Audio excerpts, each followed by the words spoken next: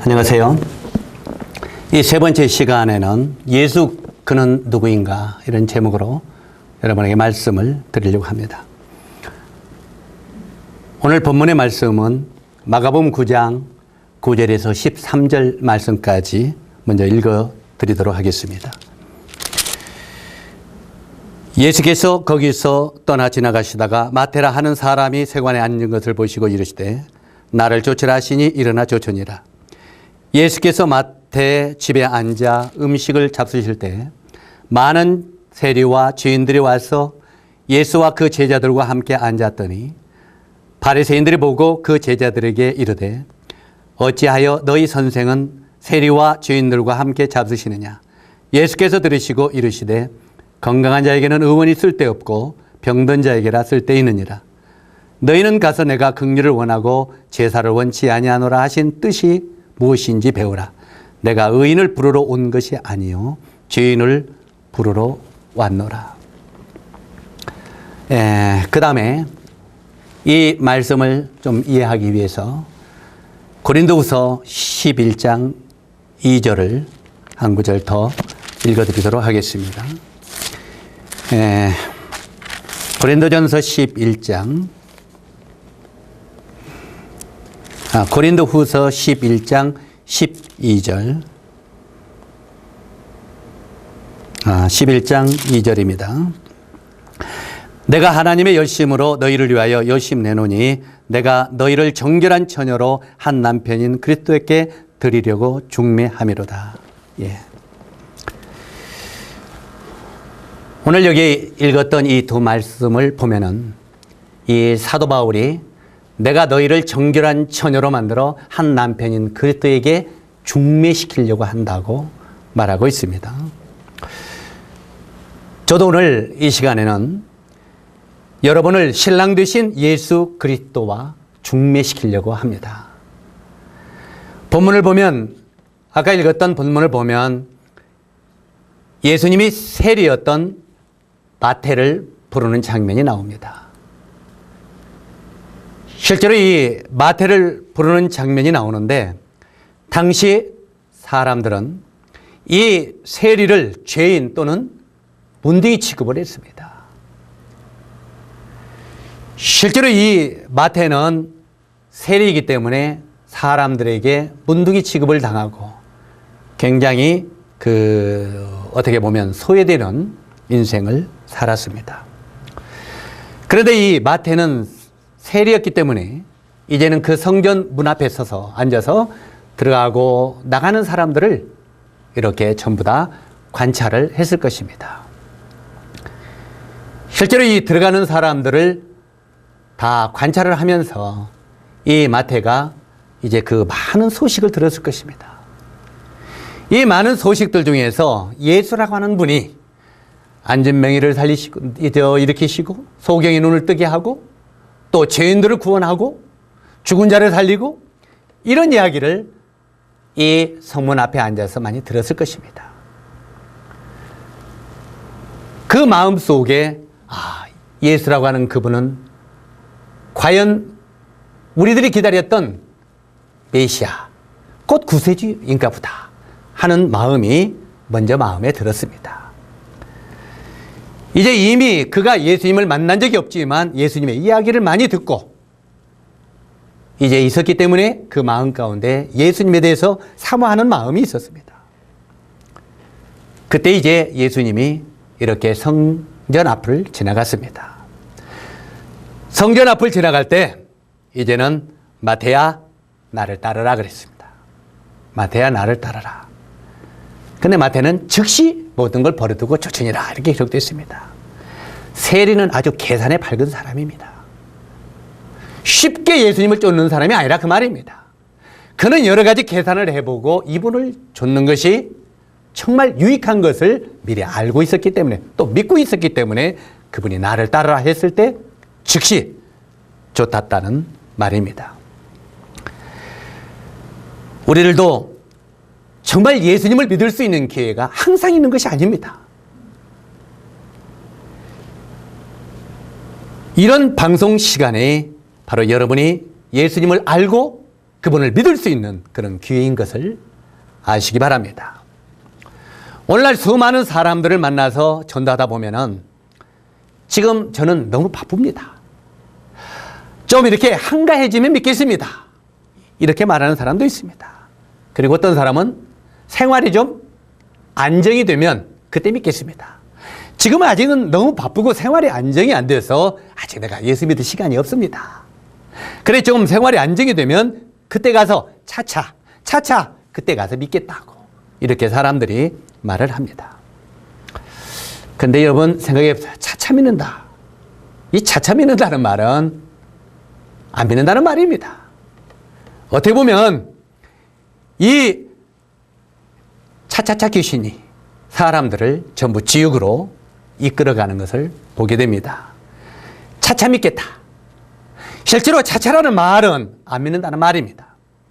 그리고 어떤 사람들에게 이렇게 전도를 하다 보면은 저는 유교입니다. 저는 불교입니다. 아, 나는 무신론자입니다. 이렇게 반박을 합니다.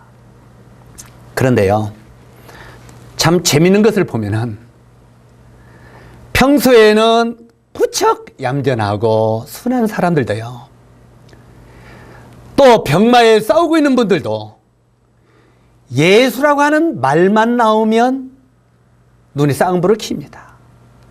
이상하니 눈에 쌍불을 켜고 코브라처럼 이렇게 머리를 쳐들고 대적하는 것을 봅니다. 여러분, 우리 이 세상을 살면서 유교 믿는 사람들이 나쁜 짓 합니까? 안 합니까? 유교 믿는 사람들도 막 나쁜 짓 많이 합니다. 그리고 불교 믿는 사람들도 나쁜 짓 합니까? 안 합니까? 많이 합니다. 그런데 여러분, 회교 믿는 사람들은 나쁜 짓 안 합니까? 다 합니다. 그런데 사람들이 유교 믿는 놈들, 불교 믿는 놈들, 뭐 회교 믿는 놈들 이런 말 들어보셨습니까? 거의 그런 말 못 들어봤을 것입니다. 그런데 예수 믿는 놈들 이런 말은 많이 들어봤죠. 왜 그럴까요? 미안하지만 이 유교나 불교는 이미 그들은 구원이 없습니다. 그리고 이미 그들은 사단 마귀의 자녀들입니다. 이 마귀의 자녀들이기 때문에 그들은 이미 마귀가 자기 수중에 있기 때문에 건드리지 않는다는 말입니다. 제가 이런 말을 하면 여러분은 어찌 방송에서 다른 종교를 판단하십니까? 이렇게 말할지 모르겠습니다. 이건 제가 하는 말이 아니라 실제로 여러분이 직접 이 화면에 이 내용을 한번 보시기 바랍니다. 지금 여기 있는 화면은 이건 조선일보에 나온 내용입니다. 여기 지금 이 신문에 나온 이분은 불교계의 거인입니다. 여러분, 한국의 불교계 조계 중에 거인이 누군 줄 아십니까? 성철 스님입니다. 어떻게 보면 성철 스님은 불교계의 거성입니다. 거인이고요. 이분이 하신 말씀 속에 유명한 말이 나오죠? 무슨 말입니까? 여기 나온 대로 산은 산이요, 물은 물이로다. 그래서 이분이 산은 산이요, 물은 물이로다. 이 말을 함으로 말미암아 이 말이 얼마나 유행이 되고 얼마나 많은 사람들에게 알려졌습니까? 그런데 그분이 그 밑에 보십시오. 뭐라고 했습니까? 한번 따라서 하세요. 사단은 본시 부처다. 마귀 사단이 본시 부처다. 부처님은 사탄이다 그 말입니다. 제가 한 말이 아닙니다. 불교계의 최고 어른이고 거성인 거인인 성철 스님이 직접 사단은 본시 부처라고 그렇게 말을 했습니다. 여러분, 이분이 한 말씀 속에요, 여러 가지 말이 많이 나오는데 실제로 여기에 이 신문 한 내용을 제가 읽어드리겠습니다. 성인과 악마는 부질없는 이름이니 공자와 도적이 손을 맞잡고 태평성대 축복합니다. 장엄한 법당에는 아멘 소리 진동하고 화려한 교회에는 연불 소리 요란하니 사탄이여 어서 오시옵소서. 나는 당신을 존경하며 예배합니다. 당신은 본래로 거룩한 부책입니다. 이게 그분이 한 말입니다. 사람은요, 이 세상에 살다가 떠나갈 때, 죽을 때가 되면 사람들은 솔직해지고 정직해집니다. 바로 이 성철 스님이 이 땅을 떠날 때 마지막 유언을 남겼죠. 이 불교계에서는 이 땅을 떠날 때 유언을 남기는 것을 열반송이라고 말합니다. 열반송. 말하자면 죽으면서 남긴 말이다. 근데 여기 신문에 난 것을 제가 이렇게 한번 끌어내봤습니다. 성철 스님의 열반송의 그 내용을 여기 한번 보시기 바랍니다. 그분이 마지막 이 열반송의 내용들이 이렇게 기록이 되어 있는데, 첫 번째 그분이 뭐라고 했습니까? 첫 번째, 생평기광 남녀군이라 하니. 생평기광 남녀군이라 하니, 이 말은 나는 일생 동안 남녀의 큰 무리를 속이면서 살았다, 이 내용입니다. 그 다음에 두 번째, 미천취업 과수입니다. 바로 이 미천취업 과수이라, 이 말은 하늘을 넘치는 취업은 수미산을 지나친다. 내가 정말 인생을 청결하게 살려고 노력을 했었는데 나의 모든 취업은 수미산을 지나친다 하고 표현하고 있습니다. 그 다음에 화라마비 한마다니여, 이 말은 산채로 무간지옥에 떨어져서 그 한이 망갈래나 되는지라. 이번은 나는 무간지옥에 떨어진다고 고백을 했습니다. 바로 이 무간지옥이라는 말은 성경 계시록에 하나님께서 무적이 끝이 없는 어두운 구덩이, 지옥, 이걸 말합니다. 그런데 그분은 나는 이 무간지옥에 떨어지는 인생이라고 고백을 했습니다. 그리고 그분이 마지막으로 일륜통 개벽산이라 하니, 이 말은 둥근한 수레바퀴 불금을 내뿜으며 푸른 산에 걸렸도다. 정말 나의 인생이 이제는 마지막 이 서산에 걸렸다고 고백을 하는 장면입니다. 사랑하는 여러분, 그렇다면 왜 예수만 구원이 있는가? 그분이 대체 누구이기에 그분만 믿어야 구원이 있다고 하는 말인가? 이건 여러분 아집 아닙니까? 여러분의 종교에만 구원이 있다고 말하는 거 아닙니까? 이렇게 반문할지 모릅니다. 그러나 왜 예수 그분에만 구원이 있는지 오늘 여러분에게 잠시 설명을 드리도록 하겠습니다. 저는 여러분에게 억지로 믿으라고 말하지 않습니다. 아무리 억지로 믿으란다고 믿어집니까? 안 믿어지죠. 여러분은 이 예수 그리스도 그분이 어떤 분인지 잘 들어보시고 여러분 마음속에 믿을 만한 가치가 있다고 생각되거든 그때 믿으십시오. 억지로 믿을 필요 없습니다. 믿을 만한 가치가 있다고 생각하면 믿으라, 그 말입니다. 우리가 조금 전에 읽었던 본문을 보면 이렇게 기록되어 있습니다. 예수님은 내가 의인을 부르러 온 것이 아니요 죄인을 부르러 왔노라, 이렇게 기록이 되어 있는데 예수 그리스도 그분이 죄인을 부르러 왔다는 말입니다. 그러면 그분이 왜 죄인을 부르러 왔느냐? 여기 화면에 떠 있는 처럼 이제 구약성경 창세기 3장 15절을 보니까 인류의 조상인 아담과 하와가 선악과를 따먹고 죄를 범했습니다. 아까 시간에 말씀드린 대로 인류의 조상이 죄를 범해서 그 후손들이 죄인으로 태어났다는 말입니다. 그래서 인류의 조상인 아담이 죄를 범하니까 아담의 씨를 받고 태어난 인생들은 전부 다 죄씨로 태어났다는 말입니다. 다시 말해서 우리는 종자가 죄의 종자라는 말입니다. 실제로 이 죄의 종자로 태어났기 때문에 우리가 낳는 자식들도 죄씨로 태어나고 손자들도 죄씨로 태어난다. 왜? 우리 조상이 죄를 범했기 때문에. 그래서 이 아담의 피를 받고 태어난 인생들은 전부 다 어머니 뱃속에서 태어나면서부터 죄인으로 태어난다는 말입니다. 그래서 하나님께서 죄인은 죄인을 구원할 길이 없다는 말입니다. 왜냐하면 시커먼 죄인이 어떻게 죄인을 구원할 수 있겠느냐, 그 말에. 여러분, 제가 어떤 종교를 비방하는 게 아니라 한번 생각해 봅시다. 유교의 창시자인 공자, 그는 중국의 왕손입니다. 다시 말해서 아버지가 있습니까? 없습니까? 있습니다. 아버지의 피를 받고 태어났기 때문에 결국 그는 아담의 후손입니다. 그러면 불교계의 창시자인 석가는 어떻습니까? 인도의 왕의 아들, 왕자입니다. 정확히 말하면 성주의 아들이죠. 실제로 인도의 왕자로 태어났기 때문에 그는 아버지가 있습니까? 없습니까? 아버지의 씨를 받고 태어났습니다. 결국은 이 불교의 창시자인 석가도 아담의 씨를 받고 태어난 죄인으로 태어난 인생들이다 그 말입니다. 그런데 성경은 이렇게 말합니다. 앞으로 여자의 후손이 이 땅에 태어난다. 여자의 후손이. 한번 생각해 봅시다. 남녀가 결혼하지 아니하고 어떻게 여자가 애를 낳을 수 있겠습니까? 우리는 이건 믿을 수가 없죠.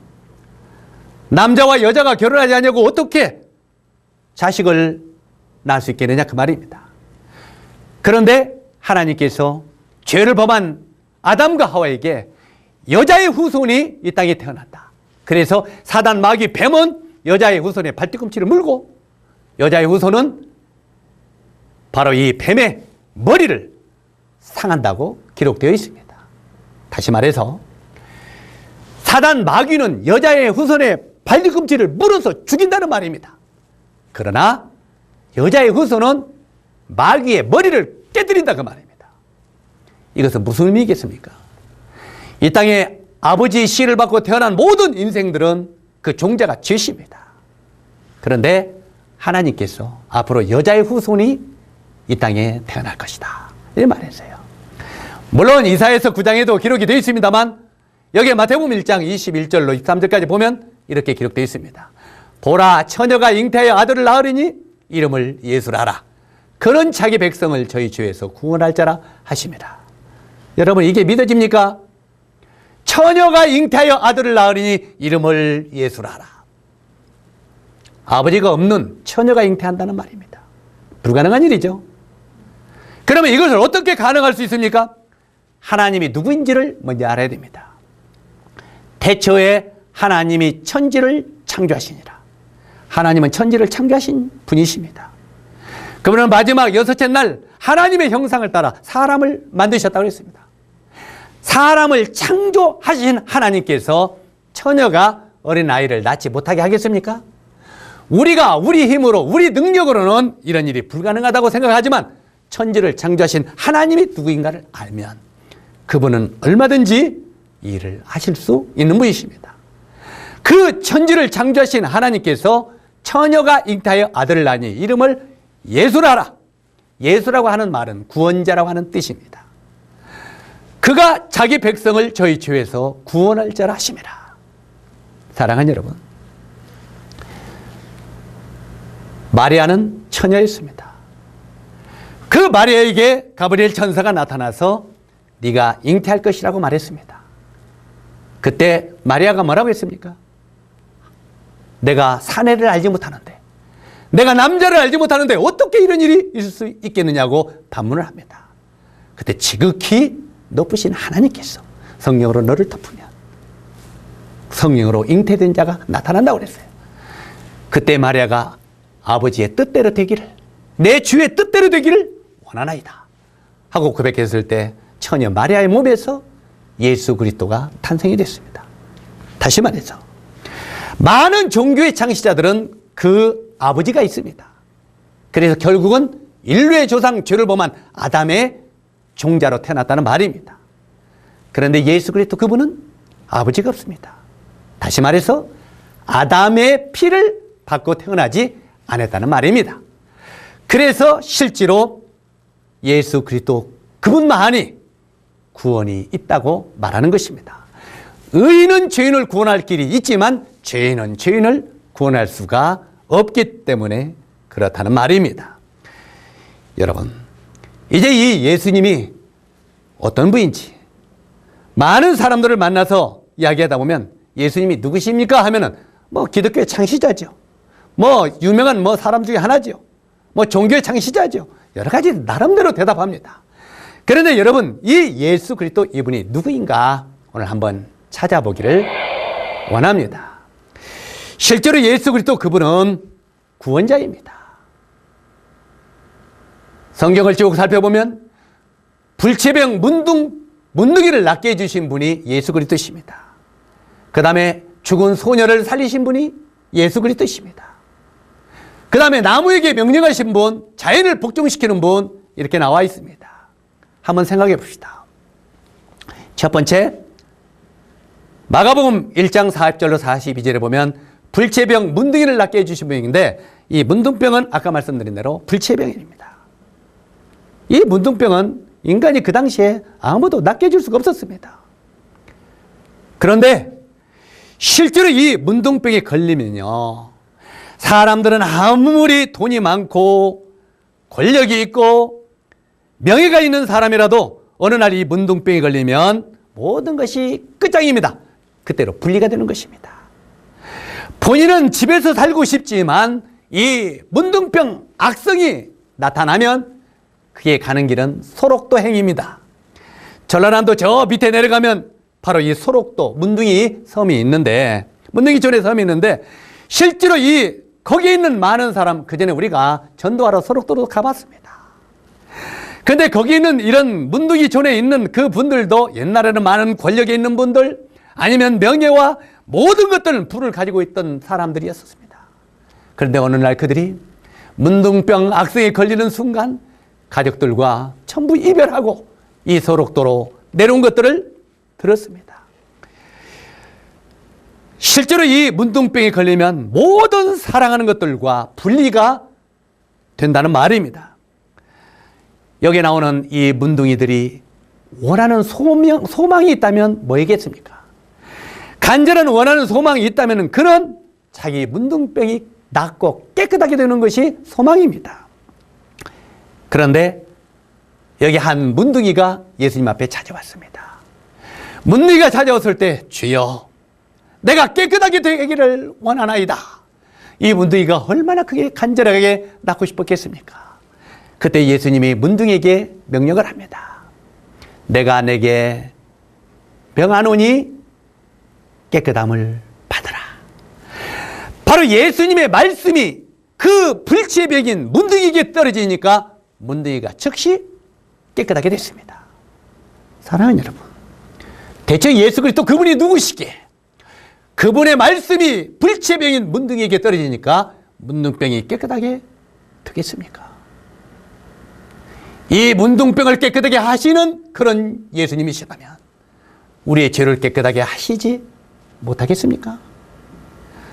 두 번째, 마가복음 5장 21절로 45절 가보니까 죽은 소녀를 살리시는 장면이 나옵니다.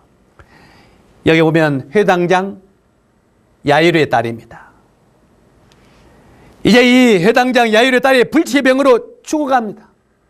야이로의 딸은 그는 외동딸이었습니다. 하나밖에 없는 외동딸. 이 외동딸이 불치의 병으로 죽어가고 있는 이 모습을 보면서 이 회당장 야이로의 마음은 감당할 수가 없었을 것입니다.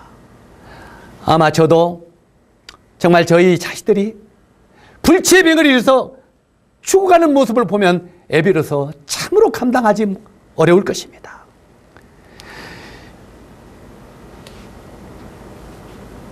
모든 피조물들은요, 창조주가 있습니다. 여러분의 생명은 누가 만들었습니까? 부모입니까? 때때로는 부모가 나를 만들었다고 말합니다. 만약에 이 야이로의 딸이 이렇게 불치의 병에서 죽어가는데 야이로가 자식에게 생명을 준 창조자라면 죽어가는 자식을 살릴 수도 있어야 됩니다. 그러나 그 생명의 주인은 사람이 아닙니다. 우리는 내가 낳았다고 그 자식의 주인이 내가 아니라는 말입니다. 자식이 죽어가는 모습을 보면서도 아무것도 할 수 없는 것이 우리 인생입니다. 부모가요. 죽은 자식을 살릴 수 있어야 그는 창조주가 되는 거 아닙니까? 그런데 그 생명의 주인은 하나님이십니다. 죽어있는 생명 속에 예수님이 찾아오셨습니다. 지금 야이로 딸이 이제 죽었습니다. 이미 생명이 떠나버렸습니다. 생명이 떠나져 버리는데 예수님이 그 죽은 소녀에게 달리다 꿈 하고 명령을 합니다. 달리다 꿈이라는 말은 소녀야 내가 내게 명하노니 일어나라 하는 말입니다. 소녀야 내가 내게 명하노니 일어나라. 그때 죽어있던 그 야일의 딸이 즉시 일어났습니다. 사랑하는 여러분, 우리의 생명의 주인이 누굽니까? 여러분의 생명의 주인은 누구입니까? 바로 이 생명의 주인은 하나님이십니다. 그렇기 때문에 죽어있는 생명을 예수 그리스도 그분은 살리기도 하신 것입니다. 그 다음에 세 번째, 마가복음 21장 18절로 21절을 보니까 이제는 주님이 누구에게 명령을 합니까? 예수님이 이제는 성전에 들어가시다가 무화과나무가 있었습니다. 이 무화과나무가 있었는데 이 무화과나무에서 예수님이 시장하셔서 무화과를 따먹으려고 했습니다. 그런데 이 무화과가 열매가 없었습니다. 이 무화과나무는 3년이 지나면 당연하게 열매를 맺어야 됩니다. 당연하게 열매를 맺어야 됩니다. 왜냐하면 창세기 1장 11절에 보니까 거기는 하나님은 열매 맺는 과목을 내라 그랬어요. 열매 맺는 과목을 내라고 하셨기 때문에 무화과는 3년이 되면 당연하게 열매를 맺어야 됩니다. 물론 여기에 지금 기록된 이 무화과는 이스라엘을 가리키는 내용이기도 합니다. 이 열매 없는 이스라엘을 이야기하는 내용이고 영적인 의미가 거기 있습니다만, 문자적으로 본다면 실제로 이 무화과나무는 3년이 넘었는데도 열매를 맺지 않고 있었습니다. 다시 말해서 창조주인 하나님이 열매 맺는 과목을 내라, 이 말씀을 불순종하고 있었다는 말입니다. 나무도 하나님께 불순종했어요. 열매 맺는 과목을 내라고 했는데, 그때 예수님이 너는 왜 3년이 지났는데도 열매를 맺지 않느냐, 다시 말해서 하나님의 말씀에 순종하지 않느냐 그 말이에요. 그러면서 뭐라고 했습니까? 나무야 말으라 그랬어요. 무화과 나무를 향하여 나무야 말으라 그랬어요. 자, 여러분, 불순종하는 이 나무를 말으라고 한 예수, 이분은 누구십니까? 실제로 이 나무야 말으라 하니까 어떻게 됐습니까? 그 이튿날 나무가 말랐더라 기록이 되어 있습니다. 사랑하는 구독자 여러분, 이 세상에 어떤 위대한 왕이, 어떤 유명한 대통령이, 아니면 어떤 장군이 나무에게 명령할 때 나무가 복종을 하는 그런 사람이 있습니까? 예수 그리스도 그분이 누구이십니까? 바로 예수 그리스도 그분은 나무를 만드신 창조주이기에 나무가 자기 창조주의 명령에 복종하고 말라 죽은 것입니다. 그 다음에 마지막으로 네 번째, 마가복음 4장 35절로 41절까지 보면은 자연을 명령하여 복종시키는 분이 등장합니다. 바람과 파도를 꾸짖어 순종시키는 장면인데, 여기 보면 어떤 일이 있었습니까? 바다의 파도가 너무 높이 일었습니다. 바로 이 제자들이 탄 배들이 깨질 위경에 처해 있었습니다. 제자들이 예수님께 부르짖었습니다. 주여, 우리가 죽게 되었나이다. 그때 우리 예수님이 일어나셨습니다. 예수님이 일어나셔서 너희들을 믿음이 없는 자들아 그랬어요. 왜 의심하느냐? 창조주가 여기 있다는 것을 왜 의심하느냐? 하면서 예수님이 일어나셔서 바다를 꾸짖으셨습니다. 그리고 바람을 향하여 명령합니다. 바다야 잔잔하라 하고 명령을 했습니다. 바람아 그치라 명령을 했습니다. 그렇게 엄청나게 불어대던 바람과 파도가 잔잔해졌다고 기록하고 있습니다. 사랑하는 구독자 여러분,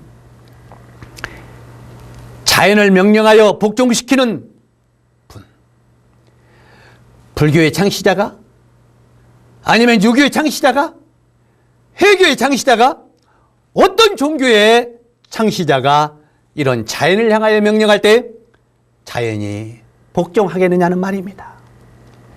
그것을 만드신 창조주가 아니라면 이렇게 명령해도 복종하지 아니할 것입니다. 바로 이 자연을 만드신 창조주가 하나님이기에, 바로 예수 그리스도 그분이 하나님이기에 바로 이런 자연은 그분의 창조주인 명령에 복종한 것입니다. 다시 말씀드립니다. 창세기 1장 1절에 보니까 태초에 하나님이 천지를 창조하시니라. 여러분은 이제까지, 사랑하는 여러분, 여러분은 이제까지 예수 그리스도를 누구로 알고 있었습니까? 4대 성인 중에 하나? 또는 종교의 창시자? 그분은 천지를 만드신 창조주입니다. 천지를 만드신 창조주 하나님이 자기를 만든 창조주를 잃어버리고 제멋대로 살아가면서 죄를 먹고 마시며 지옥으로 달려가기 때문에 하나님께서, 창조주인 하나님께서 답답한 인생들을 향하여 이렇게 말씀하십니다. 우리 이사야서 1장 3절을 보면은 이렇게 기록이 되어 있습니다. 소는 임자를 알고 나귀는 주인의 구유를 알건만은 나의 백성은 깨닫지 못하는도다. 슬프다 범죄한 나라요, 허물진 백성이요, 행악의 종자요, 행위가 부패한 자식이로다. 사랑하는 여러분, 말 못하는 소나 나귀들도 자기에게 먹을 것을 주는, 구유에게 먹을 것을 주는 주인을 알아보고만 만물의 영장이라고 일컫는 우리 사람이 자기를 창조해 먹이시는 하나님을 잃어버렸다고 하는 탄식하는 소리십니다. 하나님은 여러분을 향하여 오늘 지금도 탄식하고 계십니다. 소는 임자를 알고 나귀는 주인의 구유를 알건만은 나의 백성은 깨닫지 못하는도다. 슬프다 범죄한 나라요, 허물진 백성이요, 행악의 종자요, 행위가 부패한 자식이로다. 사랑하는 여러분, 여러분 오늘 이 하나님의 탄식하는 소리를 들으시기 바랍니다. 하나님이 여러분을 향하여 하나님을 떠나서 죄를 먹고 마시며 멸망지옥으로 떨어지는 인생을 향하여 탄식하며 돌아오라고 부르짖는 이 하나님의 탄식 소리를 여러분 오늘 듣게 되시기를 바랍니다. 요한복음 1장 1절로 14절의 말씀을 보면 말씀은 하나님이십니다. 성경은 말씀이 육신이 되어 우리 가운데 오신 분이 바로 예수 그리스도라고 말하고 있습니다. 요한복음 1장 1절에 보면 태초에 말씀이 계시니라. 그 말씀이 하나님과 함께 계시니 그 말씀은 곧 하나님이시라 그랬어요. 말씀은 하나님이십니다. 그런데 그 말씀이 육신이 되어 우리 가운데 오신 분이 계시는데 그분이 곧 예수 그리스도라 그 말입니다. 사랑하는 여러분, 예수 그리스도 그분은 하나님이십니다. 빌립보서 2장 6절에도 보면 그는 근본 하나님의 본체시나 오히려 자기를 비워 종의 형체를 가져 자기를 낮추시고 죽기까지 복종하셨으니 곧 십자가의 죽음이라 기록하고 있습니다. 예수님은 근본 하나님이십니다. 우리를 창조하신 창조주십니다. 그런데 그분이 우리를 지옥의 길에서 구원시키려고, 우리를 죄에서 구원시키려고 이 땅에 육신의 모습을 입고 오셔서 우리를 위하여 십자가에 피 흘려 죽으셨다고 기록하고 있습니다. 사랑하는 여러분, 제가 이 전도할 때 많이 사용하는 그림입니다. 여기 지금 앞에 그림에 보면 저 사다리 위에 어머니가 있습니다. 어머니가 있는데 지금 이 밑에서 누군가 울고 있죠. 울고 있죠. 울고 있는데 왜 울고 있습니까?